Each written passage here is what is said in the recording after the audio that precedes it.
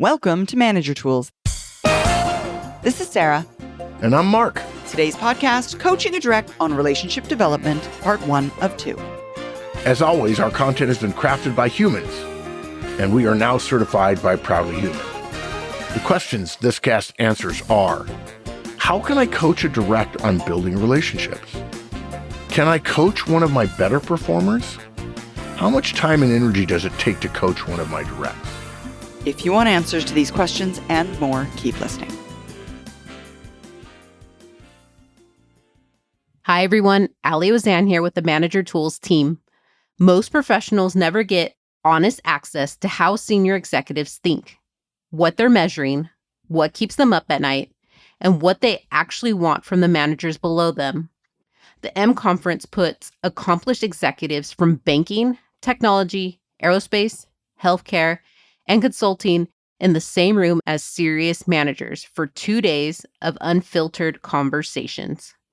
We look forward to seeing you in Los Angeles, October 6th and 7th.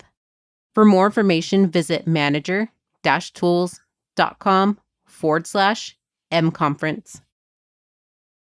We talk about the Manager Tools Trinity, one-on-ones, feedback, coaching, delegation often. And we know, coaching is the least used of all the Manager Trinity tools. Yeah. And it's really too bad because it only takes 10 minutes a week, maximum 5 to 10 minutes a week. In fact, for those of you that we've talked to about the coaching model in our public conferences, you'll know that the model itself is designed to be modular so that you don't have to carve out a chunk of time. Rather, you can do it in 5 minutes here and there at the end of your one-on-one while there's still time, and keep your eyes on that goal in that short but often kind of way. Yeah. And I'll tell you, we're essentially fighting against the common wisdom. And of course, wisdom isn't common, that in order to coach somebody, you have to be their trainer, which is wrong. You can use other resources. It shouldn't be you in the vast majority of cases. And also that you have to come up with a 6-month plan. You have to write out a 6-month plan. In fact, I used to joke that when I saw dusty folders at the back of someone's desk, I assumed it was a coaching plan that they had intended to create, and kept looking at it 5 o'clock in the afternoon and never did. Yeah. So this guidance is about coaching one of your directs on building relationships. And part of the reason we're putting this out now is in the last couple of years, I have had so many more conversations than I remember. My memory's pretty good about topics and what people ask about regarding relationships. Certainly, if you don't have good relationships, particularly external to your firm, when there's a discontinuity in your career, that's a very nice way of putting a layoff or getting fired or whatever, you're going to regret it. And I am now talking to a lot of executives, and I'm trying to help them expand their external relationships. Now, obviously, in this case, you wouldn't coach an executive on expanding their external relationships, but we want managers to start learning to do this, particularly for those directs who are high performers, but maybe don't have good relationships, and they need them because as they get promoted into management, we're going to start having politics entering into the equation. And that's often the case, right? Those top performers are top performers because they're killers, because they get the work done, but not because people love them. Yeah. Now, you can coach a direct on building relationships, even if they're struggling with the basics. But it's probably far more likely it's going to be a top performer and needing some help to get to the next level. But relationship skills or relationship building skills, whether you're a natural relationship person or not, it's not that complicated. And whether you're naturally good at relationships or not doesn't really matter, as you'll see from this example we're going to take you through. You can follow this guidance to get your direct to wherever they need to be in their relationships. Yeah, that's exactly it. So, folks, we're going to start by going over our outline. We're going to begin by going over a brief review of the Manager Tools coaching model, just to prep you. If you've not listened to those podcasts in a while, then you'll at least have a reminder of it. For those of you that are unfamiliar, it won't give you enough to be able to replicate it, but it'll be the beginning of that. Then we're going to go through the 4 steps of the coaching model as it pertains to this activity that we're looking to accomplish today. So step number 1 is going to be collaborate to set a goal for relationships. 2 will be collaborate to brainstorm resources. 3 will be collaborate to create a plan. And then ultimately your direct acts and reports until your goal is accomplished. Yeah, that's it. So let's start with a brief review of the coaching model, right? Yes. Folks, the MT coaching model is built around 4 simple steps. And you've already, Sarah's essentially laid it out. Set a goal, brainstorm resources, create a plan, and then implement the plan and iterate on implementing the plan. And you continue to do so until you've accomplished your goal. We're going to go over them at a high level now, and then we're going to dig into each one of them as we walk you through how to coach someone. We're going to apply it to the issue of, I need to help my direct. I need to coach my direct on developing relationship skills. Mm-hmm. And folks, it's important to note that the first 3 steps, that is set a goal, brainstorm resources, and create a plan, are really collaborative. You and your direct meet to discuss and decide how you're going to proceed on the goal, the resources, and the plan. Don't attempt to create a coaching plan for one of your directs by yourself without their input. Definitely not. That's the dusty folder at the back of the desk. Doesn't work. That's exactly it. Now, folks, that doesn't mean it might not work in exceptionally rare, very difficult cases where you're using the coaching model for systemic coaching or performance improvement plan-esque type activities. What we would call late stage coaching, right? Yeah, exactly. But in a case like this, just helping them be better at relationships, no. You want to collaborate on the plan. Because what you need from them is that they engage in the behavioral change you're asking for. And if you've created the plan, they're not going to be engaged. They're going to be, instead of collaborating with you, just doing what you tell them to do. And that's a very different place to begin your learning engagement. It doesn't lead to growth. Yeah. It doesn't. It leads to following, and it's just exactly. Not good. That's exactly it. They're not leading, they're following, and that's the mindset we want to change in this case. Yeah. Okay. So the first step is you agree on a behavioral goal. And again, we're going to tell you how to do that next. It's not hard. You and your direct are going to brainstorm resources to help them get there. Notice it's help them. And by the way, you don't have to be a resource. I often tell the story of, I'm a fairly skilled public speaker, and I've trained people and coached people on public speaking. I've written speeches and coached presidents and senators and congresspeople and governors and CEOs and executives on their speaking skills and rehearsed with them over and over and over again. But when Wendy asked, hey, can you make me a competent, professional, effective speaker? I said, yes. She assumed that I was going to be her coach/trainer. And I told her, no, I'll coach you, but I won't train you, because the value to the company of me, an hour of time spent being her trainer, is not as valuable as it would be in terms of me developing new relationships, getting new clients, delivering for clients, and so on.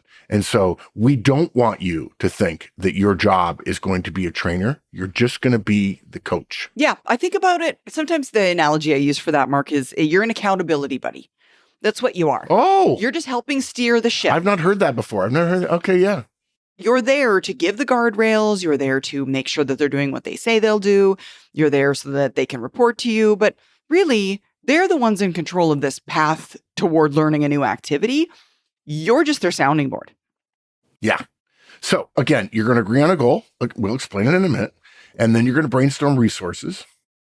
The resources might be a class they attend. It might be reading. It might be podcasts. It might be company training that exists. It might be an external training or something like that. The point of brainstorming resources is to come up with a list of things that your direct can use to learn and practice the skill that they, and you want to improve. Mm-hmm, exactly. And then, folks, once you got your goal laid out, together, you're going to plan out the first weeks of actions. Now, this plan is just a list of tasks, ideally tasks listed as deliverables that your direct agrees to accomplish. You don't want to plan out any longer than 1 week, maybe 2 weeks for a top performer. So much is going to change. I mean, if you're a fast-moving organization, every day we're getting new, different work to do. And if you plan too far out, you're going to want to stick to your plan. it'll become OBE, overcome by events. And then you've spent all this time on your plan and you're going to feel like you failed and you're going to quit. Whereas if you're just responding week to week, what we can handle now is just, you're creating the plan live time, and it's more likely to get accomplished ultimately because you didn't spend all this time planning something that immediately became irrelevant. Yeah. Now look, folks, we've been training people on the coaching model for 30 years. Okay. And so it may surprise you when Sarah says we're only going to do a week at a time. But that's in fact the model of the coaching model that we have settled upon after trying many different other models and figuring out it didn't work. And there's another surprise here. The first 3 steps, which is set a goal, brainstorm resources, and come up with your first week of plan, you can accomplish those 3 steps of the only 4-step coaching model with your direct in a one-on-one in a 5 to 10 minute meeting during your one-on-one. That's the money shot. Exactly. Yeah. Most managers don't believe this. They think they have to come up with a 6-month training plan or a syllabus or something like that. But we tried that, guys. We tried it for years and people wouldn't do it. Yeah. We would check in with them every 3 weeks. Like, hey, how's that coaching plan coming? Yeah, I'm working on it.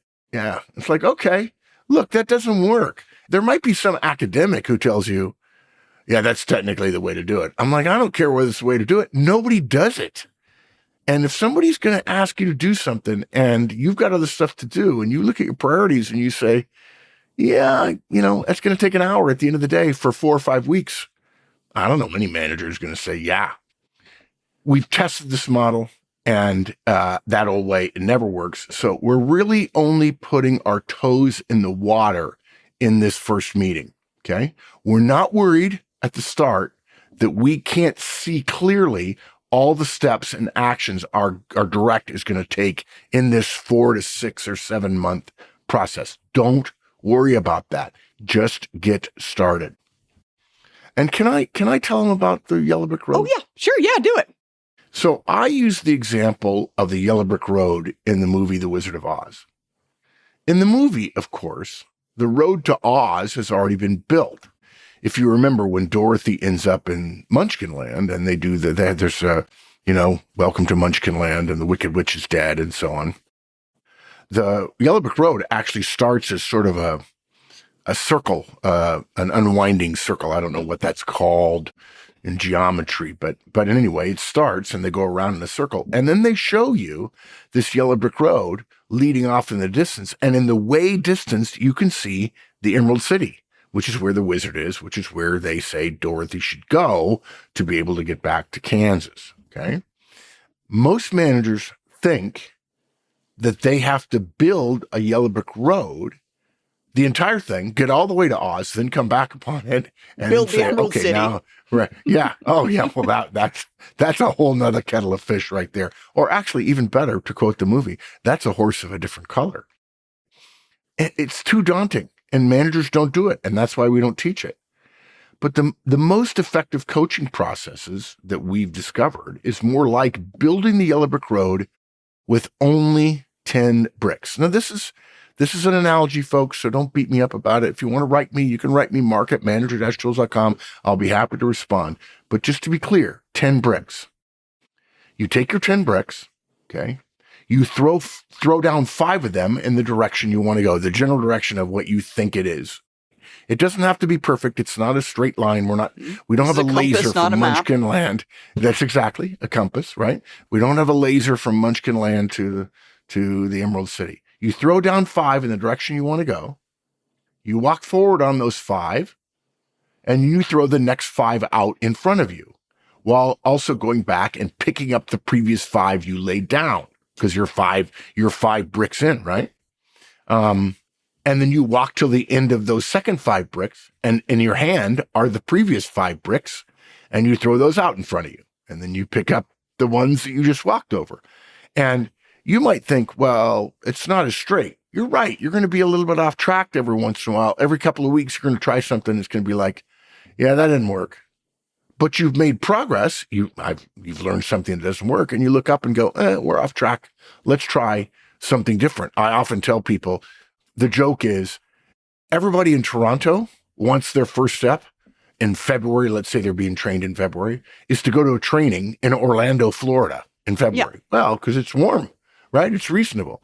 Maybe that training works, maybe it doesn't. Although I wouldn't recommend putting training first because training costs money. It costs money, right? You got to get a budget now. That adds to your planning. But basically, this coaching model is nothing harder than planning out a week in advance, checking in at the end of that week in your next one-on-one, and then figuring out what the next week is. In some cases, your direct is going to be shanghaied by a bunch of stuff that you know about, and they're not going to get anywhere.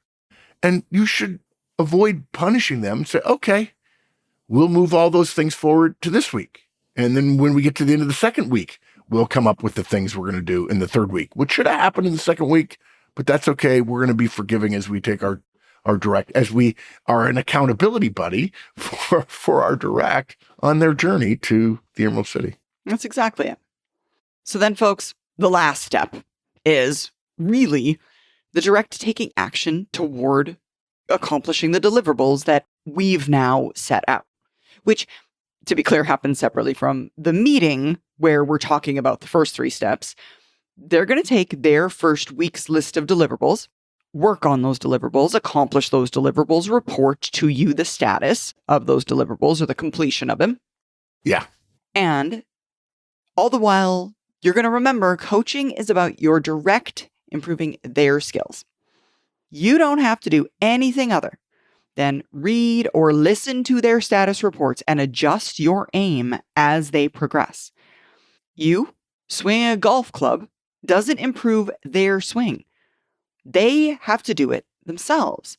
And that's kind of the idea here, right? They are the one doing the work. If adjustments need to be made, they're the one making the adjustments. You're really just there to help with that plan. Yeah.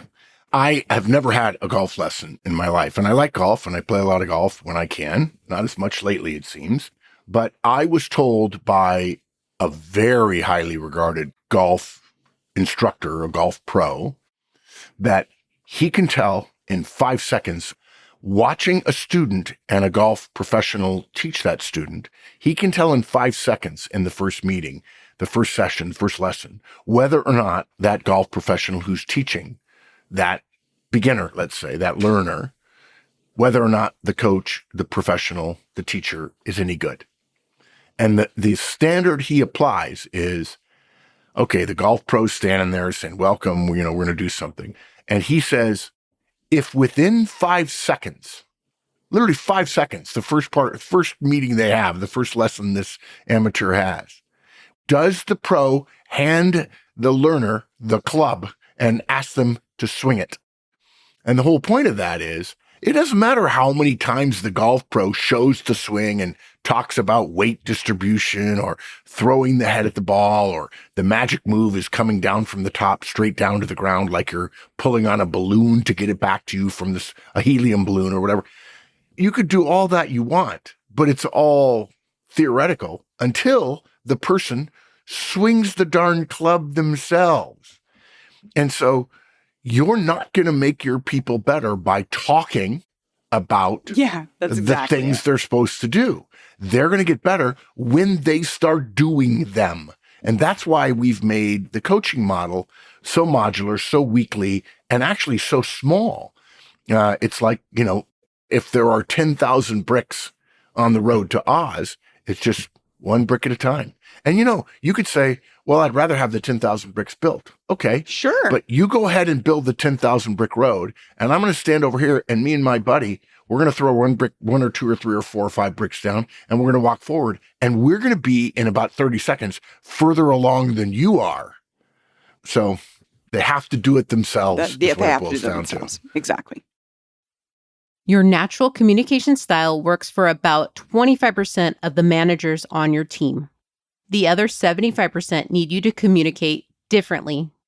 And they're not going to tell you that because you don't have the framework to explain it. The Effective Communicator Conference teaches you to read behavioral cues and adapt in real time, so every conversation with every member of your team actually lands. For individual managers and full leadership teams, for more information, please visit Manager tools.com/ECC. So, folks, that was our really high-level overview of the coaching model. Now we're going to get into the process with examples for, again, specifically coaching a direct on how to improve their relationships. So, step one is, as Sarah said, collaborate to set a goal for relationships. Now, first, we should probably say there's, hypothetically anyway, a step 0, which is letting your direct know you're wanting to coach them and asking them to come to your next one-on-one, having thought about being coached on relationship development skills.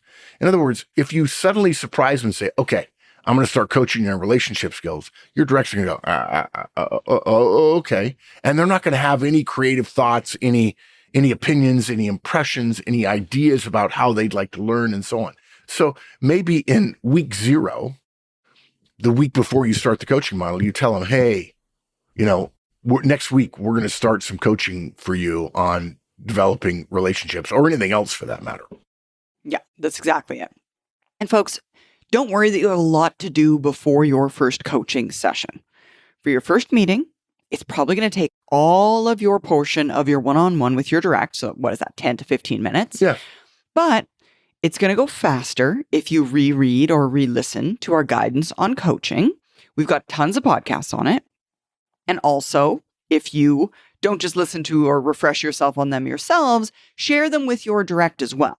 So that in that first week, before you're actually doing the coaching, they can listen to them. They can maybe learn it for the first time or refresh themselves.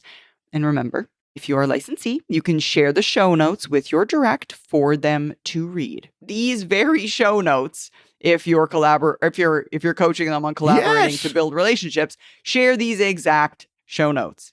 Yeah, at the absolute minimum, you would share the MT coaching model, which is linked to on this in these show notes if you're a licensee, or you can go to that webpage and you can listen, or you can tell them to listen. Or again, if you're a licensee, you can share the show notes with them as part of our license to you. You can't share everything you get with everybody. That's a violation of our IP, but still, we arranged our license with you so that you could share it with your directs so that they could learn faster by reading, or if they prefer to listen, that's fine.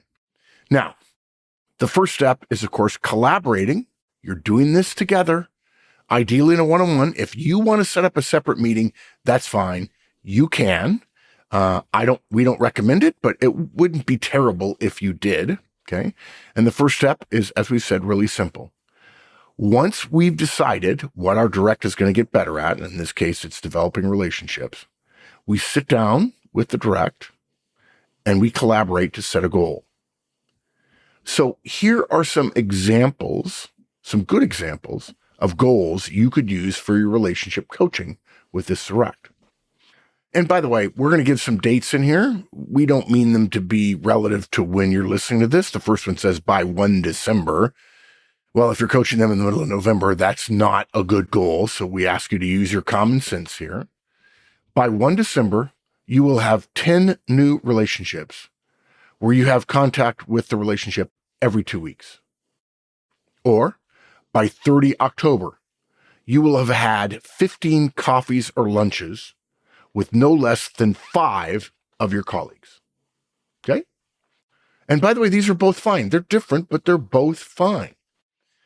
Or by 1 January, you will have built a relationship map, an online spreadsheet with 10 important contacts, and be able to show me bi-weekly interaction with them. Now, you might say, Mark, Sarah, that doesn't mean they're great at relationships. We know that, okay? Maybe what you do is they go through this process. They've started to learn. They're sort of knocking the rust off of their ability to interact with other people. And you'll say, okay, you did it. Well done. Congratulations. And let's take that to the next level. And because they're used to the coaching process, you would then take them through another 3 or 4 months and say, let's identify specific people. Let's have the goal be a little bit more specific about which people and about what you hope for them to achieve in those relationships. Exactly. Now, folks, if you go back and listen to those again, you're going to note for each of our example goals, the outcome is not that you've made your direct into a consummate relationship professional, the life of the party with friends everywhere and 10,000 followers on social media. That's not the goal here. That's never the outcome of coaching. The outcome of successful coaching effort is your direct having the skills they need to do their job well, or do their job well enough to be considered for the next role. But it's completely normal that you would coach them through one phase of their important improvement effort, and then, based on how they do, choose to focus on another part of their skill development. Yeah. For instance, suppose you wanted this direct whom you're coaching to get promoted, but she has limited to no relationships outside of your team. You're probably thinking, I can't just turn her loose on a bunch of execs or broader peers. And you'd be right. And that's okay. Mm-hmm. Exactly, which is why in all these examples, we're focusing on one part of her relationship building. In the first, all we're asking her to do is start some relationships with a measure of staying in touch every 2 weeks. That's it. And the second one is similar. And the third one is similar, but adds a tracking system. Again, we're not asking her to be the life of the party. No. Just to be better Influencer. at building relationships. Exactly, be an influencer. Exactly. So I'm going to move into sales. I got taught how to do the relationships. I'm moving into sales now. Mm-hmm. No, that's probably not it. Yeah. And you can be happy with a 10 to 15 to 20% improvement in your direct relationship building skills. That's fine. But if it's not enough for a top performer, because he or she isn't, they started at less than 0, perhaps, maybe you get them just above 0, and then you run it through again. But the second time you run it through, the model will kind of disappear because there's a cadence, there's a structure. They'll know the structure and be like, yeah, I can do that. I can take bite-sized things every week, and it only takes me maybe a half an hour or 45 minutes a week. I can figure out how to do that. Now, we've been talking about people who might be high performers, but the low performer who needs to get to a certain level, maybe not in relationship skills, but in something else, you can say to them, it's only going to take you 30 to 45 minutes a week. And that allows you to continue doing your job and doing it hopefully reasonably well, or at least to the standard you've been doing it up till now if it's not quite good enough. And we're going to help you build those skills. We made these examples to only address potentially part of whatever our direct in this situation might need. We don't want to unnecessarily try to create something we don't know how to do or measure. And we recognize that there might be several facets to a larger behavioral change. And you might have to go through 2 or 3 or 4 coaching engagements to get them there. But this coaching engagement is not something you need to prepare weeks for exactly. or spend hours before every one-on-one get ready for. It is far better to bite off something small, to get your coaching skills warmed up and to get your direct used to the model and do a couple of iterations rather than trying to figure out the entirety all in one fell swoop. And just say one more thing. What's more, if you struggle with any of these steps, please just reach out to us at customerservice@managertools.com, and we can help you with any of the 4 steps. I've been saying for years when I deliver the Effective Manager Conference, and by the way, if you've not been to an Effective Manager Conference, we encourage you to come. We talk, I think we spend 2.5 hours on coaching. Yep. And I always tell them, if you're coaching somebody in something you're not super strong in, that's okay, by the way. You don't need to be an expert on the topic in order to coach somebody. You need to be an expert to train them, but you don't need to be an expert to coach them because you're going to use other resources. If you're not an expert, email us. I still have records of everyone I ever coached, and I have some of the actual detailed deliverables that I gave them. And we'll send you an example of how to get started for the first 2, 3, 4 weeks so you can feel comfortable and sort of gradually work up to taking it over on your own. Yeah, that's exactly it. So folks, the Manager Tools coaching model uses a goal structure called DBQ, Deadline Behavior Quality. We start with the deadline portion because deadlines drive behavior. And we usually don't set deadlines of less than 4 months away when it comes to a coaching engagement. Because, if someone can change their behavior in less than 4 months, the person probably just needs a lot of feedback. And we don't need a coaching plan, which to our point earlier, is a very simple, low effort way of doing this education, if you will. But it's certainly more effort filled than just give them a lot of feedback. You could do that 30 seconds a bite. Yeah. So what Sarah is saying is when you set your deadline, that's the first thing. Every Manager Tools coaching model goal is DBQ, deadline behavior quality. The deadline should be not less than 4 months away. Exactly. And in fact, I often tell people, if you're thinking 4 months, double it. And the reason why is some of you might think it's cynical. I think it's very optimistic. And that is this. If I think they can be done in 4 months, but I was wrong. Let's say I can magically predict the future. And I thought it was 4, but in fact, it was 5. When we get to 4, they failed. And now that's a negative. Yeah. So I say, if you think it's going to take 4, give them 8. Mm-hmm. If they only take 5, that's a huge win. And what's funny about the one that you set a goal of 4, but it takes them 5 and there's a failure at 4. What's funny about that is we focus on the failure of not achieving the goal when in fact they've been doing stuff to get better. Yeah. They're actually better off than when they started. But nobody thinks that way. Oh, you missed the goal. So 4 months is the minimum. And I would recommend in the beginning, give them 8, let them win in 5 and feel like, wow, I thought it was going to take 8, but you did it in 5. Let's go to the next level. And they're going to be like, yeah, this is actually not hard. I can fit this into my existing work and it's going to be okay. Yeah, that's the biggest fear, right? I mean, it's that, okay, fine, sure, I'm going to do this learning thing, but holy whoa, I don't think I have time for that. They don't realize what we're talking about when we're talking about coaching. They're expecting a big thing that's going to be laborious and time consuming. And that's not what it's going to be. And for the direct who's maybe needs coaching because they're facing a performance improvement plan. I mean, they're performing below the standards, giving them something they can do that's tolerable and tenable as opposed to untenable and intolerable, will reinforce, hey, I'm not going to give you such an enormous goal and such a short deadline that you'll begin to think, I'm just trying to get rid of you. No, we're going to take it week by week. We're going to come up with stuff that you can do. We're going to adjust as we go because the purpose is get you to a better place, not to just gather data to prove that you're not good enough. We don't want to do that. You start doing that, you might as well be a hatchet man. So Sarah shared the deadline and it goes by blank. So you give them a deadline by October 1st, by January 15th, whatever you want. Okay. Not less than 4 months. And ideally 8 is a good number to start with. The behavior portion, DBQ, deadline behavior quality, the behavior portion is what we want the direct to do. The actual behavior we want to improve. Okay. And then the quality portion is how we're going to measure the behavior. For instance, we can't just say that we're going to have a direct run a meeting. In other words, by January 1 or January 15th, you probably wouldn't set a goal. You wouldn't set a deadline of January 1, would you? No, that's really hurtful over Christmas holidays. Right? Yeah. Sorry. Yeah, exactly. Welcome back from Christmas. Yeah, exactly. You failed. Right.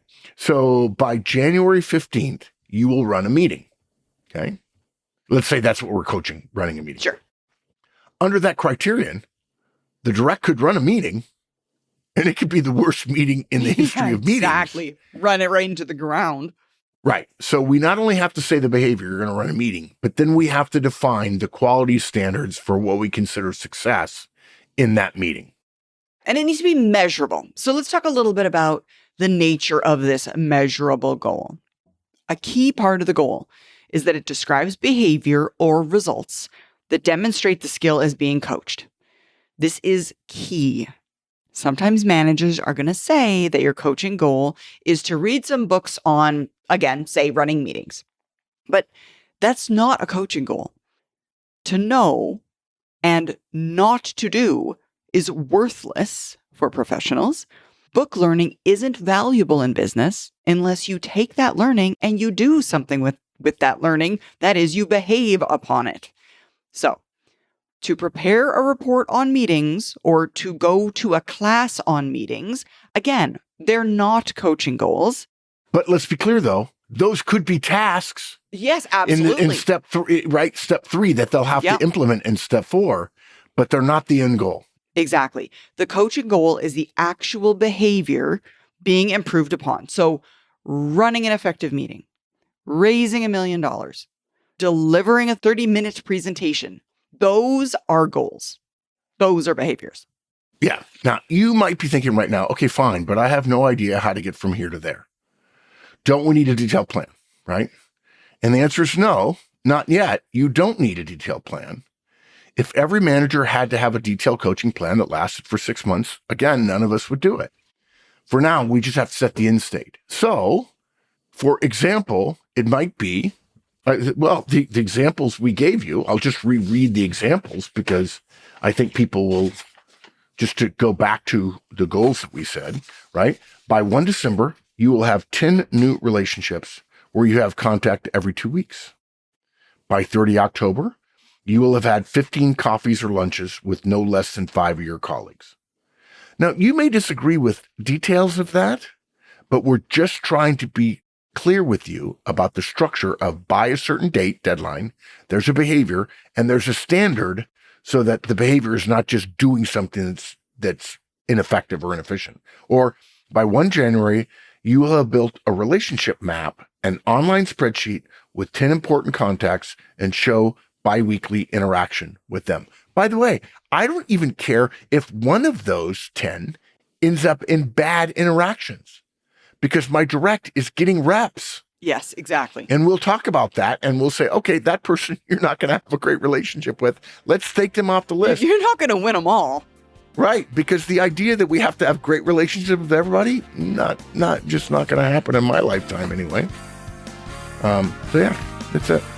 Thanks so much for joining us, folks. Join us again next week as we continue this topic.